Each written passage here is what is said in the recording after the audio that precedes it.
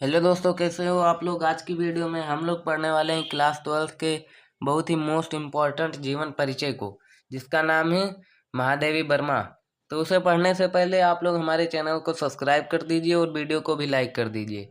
तो हम लोग चलिए आगे शुरू करते हैं। सबसे पहले आधुनिक मीरा के नाम से प्रसिद्ध महादेवी वर्मा का जन्म सन 1907 ईस्वी में होली के दिन हुआ था। हमें क्या क्या याद रखना है। सबसे पहले जो हाईलाइट चीजें हैं, जैसे इनका जन्म कहाँ हुआ, कब हुआ था, कहाँ पर हुआ था, इनके पिता का नाम, इनकी माता का नाम, जो यहाँ पर हाईलाइट करके है, हमें इसको बहुत ही अच्छे तरीके से याद करना पड़ेगा।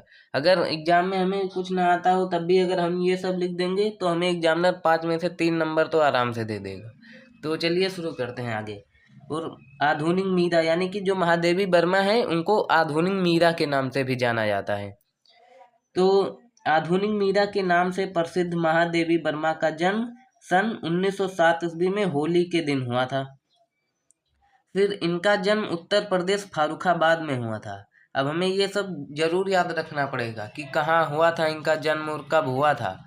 और फिर इनके पिता का नाम गोविंद सहाय तथा माता का नाम हेमदानी था। ओके, फिर हमें आगे देखते हैं। महादेवी वर्मा बहुत ही बुद्धिमान थी और बचपन से ही अपनी माँ से रामायण महाभारत की कथाएं सुना करती थी। हमें ये लिख देना है। फिर अगर हम ये सब उनके बचपन के बारे में ये सब भी लिखेंगे तो एग्जामिनर हमें और नंबर देगा। और महाभारत और रामायण की कथा सुनने से ही इनके मन में साहित्य के प्रति आकर्षण उत्पन्न हो गया। फिर महादेवी वर्मा ने छोटी उम्र से रचनाएं करना आरंभ कर दिया था। महादेवी वर्मा जब बहुत छोटी थी तभी से इन्होंने रचनाएं लिखना आरंभ कर दिया था।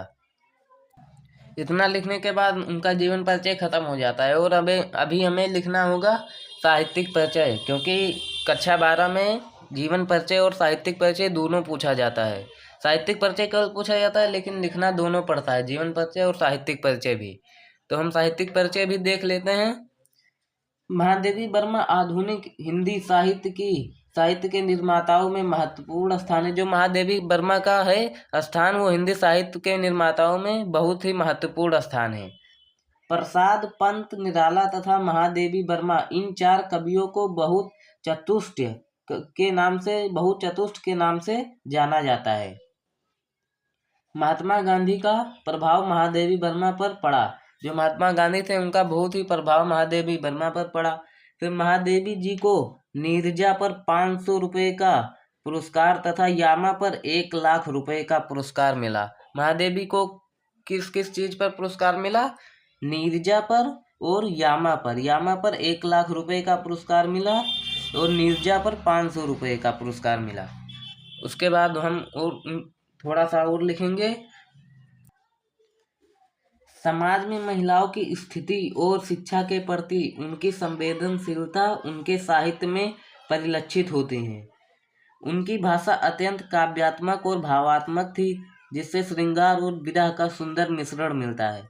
यानी कि जो महादेवी वर्मा थी उनकी जो भाषा थी वो बहुत ही काव्यात्मक और भावात्मक थी, जिससे श्रृंगार और विरह का सुंदर मिश्रण मिलता है।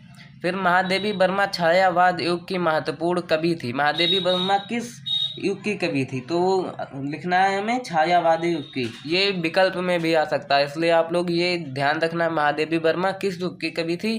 तो वो छायावाद युग की कवि थी। फिर छायावाद युग की कवि थी, कावित्री थी, यानी कवि नहीं, सॉरी, कावित्री थी। महादेवी वर्मा क्या थी? कावित्री थी, जो अपनी भावनात्मक गहराई और रहस्यमयी सौंदर्य दृष्टि के लिए जानी जाती थी। फिर इसके बाद हमें इनकी मृत्यु लिख देनी होगी। यहाँ से महादेवी वर्मा का साहित्यिक परिचय भी खत्म होता है। अब हमें एक छोटा सा हेडिंग डालकर इनकी मृत्यु लिख देनी होगी। अगर हम मृत्यु हेडिंग डालकर लिखेंगे तो एग्जामिनर को और अट्रैक्टिव लगेगा और हमें और ज़्यादा नंबर देगा, 5 नंबर पूरे मिल जाएंगे। तो महादेवी वर्मा की मृत्यु सन 1964 ईस्वी में हो गई। महादेवी वर्मा की मृत्यु कब हुई? 1964 में। ये हमें याद रखना होगा। फिर अब हम इनकी रचनाएं लिख लेते हैं थोड़ा सा बस। तो महादेवी वर्मा की जो प्रमुख रचना है वो क्या क्या है? जैसे निहार, नीरजा, दीप शिखा, यामा, स्मृति की रेखाएं, अतीत के चलचित्र आदि। और अगर आपको और भी आता है तो आप और भी लिख सकते हैं, इससे कोई दिक्कत नहीं। फिर उसके बाद में अगर आप इतना जितना मैंने आज बताया आप लोगों को, अगर आप लोग एग्जाम में इतना याद करके लिख देते हैं अच्छे से, तो आपको पूरा, मेरी गारंटी है 5 नंबर आपको पूरा मिलेगा। तो आज की वीडियो यहीं पर ख़त्म करते हैं, मिलते हैं नेक्स्ट वीडियो में।